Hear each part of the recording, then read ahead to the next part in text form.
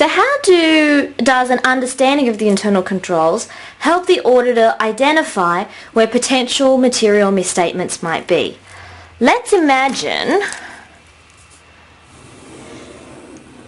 this circle here contains our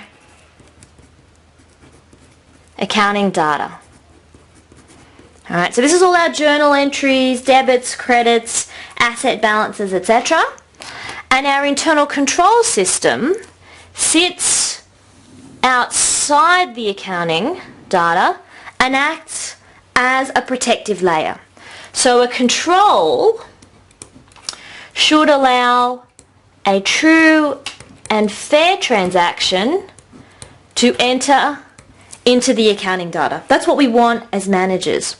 A control should also prevent a false transaction from entering the accounting system. So it should bounce or refuse that transaction to be entered into our accounting system. So in a company, we might have a significant number of controls over the accounting process. How do I determine whether those controls are working or not? So when I look at the operation of those controls, I'm looking at what controls are in place. If a false transaction is allowed into the financial statements, then we have a significant problem. Where we have false transactions allowed in, I have an internal control that has stopped working. Where we have a control that's not working, we have a potential entry point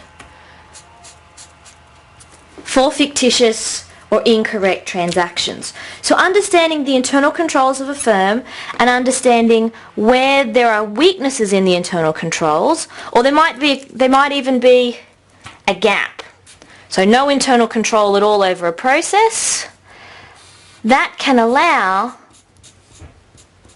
material misstatements into the financials. So therefore it's important for the auditor to not only know what controls exist, but what weaknesses exist and where a control might not be working, because that'll really help the auditor in determining where material misstatements might be.